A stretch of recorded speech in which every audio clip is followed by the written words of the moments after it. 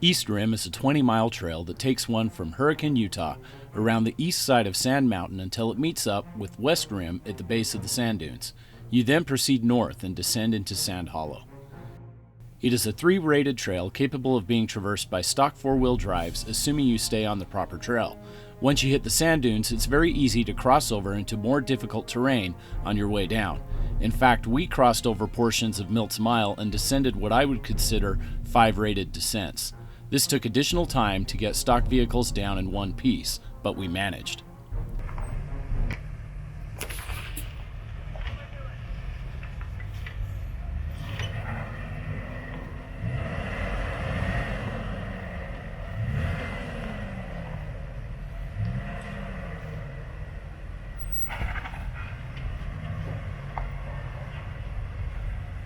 A little bit that way.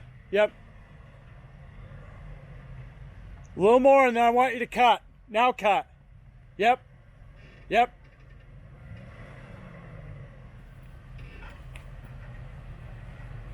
A little more that way. There you go. Nope. Just there. Yep. That's good. You're coming down on this side, and then your right's going to follow. Keep going slow. Very good. There you go. Wait, hold on. You got to cut or you're going to hit this bumper. There you go. Keep coming. Now I'd cut back this way. Yep. A little more that way. Good job. Very good. You got a couple more inches. Now the back's coming. Keep going slow. You got it. Very good. I'd cut this way a little more. Yep. Because you're going to want to come around that way. A little more this way. A little too far. There you go. Now just follow it. More that way. Yep. You're down. Very good. So what we did, especially with ours with IFS, is we brought him wide and then he took passenger and we cut in this way. Yep, bring him in that way and then down. And then it looks like when you're at the bottom, you want to go by this bush. You actually want to swing wide like he is. Yeah, you get down here and you go, well, this is just a ramp, but there's actually a big step on the other side. Yeah, I see it. Yep. We crossed this trail as part of the 2023 Winter 4x4 Jamboree, put on by the Desert Roads and Trails Society.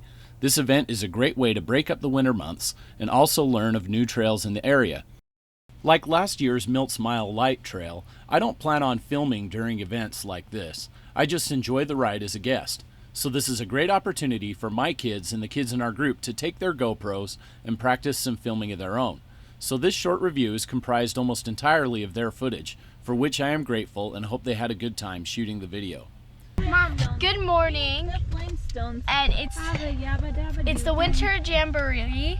But yeah, you can see all these nice Jeeps. Who are we talking to? YouTube. YouTube.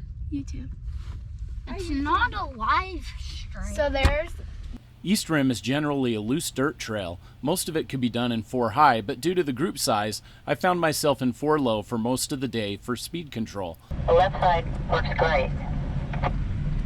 Yeah, Brent, I thought I was far enough left, but I wasn't. When the mud on the tires, they start to slip, and then it pushed me right. There are a few ledges and optional difficult 3 or moderate 4 obstacles where I utilized my rear locker. We'll wait up here until everyone catches up. Most of it can be done without traction aid device. The most difficult portion of the path is the dunes at the end of the trail. We have been fortunate to have had a wet winter this year and the sand was fairly compact, so my heavy Land Cruiser had no trouble climbing. I could see in the summer months how the infamous Sand Hollow sand could become a trap for heavy overland vehicles. Another reason to consider traversing this path in the cooler months. So I guess they were talking about how there was like this Flintstone house, right, Dad? There's a Flintstone house. I don't know where it is, but it looks like it's up there. My favorite part was a rock formation known as the Flintstone house, which, as the name suggests, resembles the Stone Age family's dwelling carved by wind and erosion into the sandstone. I enjoyed this trail, but I have to be honest. The Honeymoon Trail, which begins at the same spot, yet climbs the Hurricane Cliffs to the north, has, in my opinion, more memorable vistas.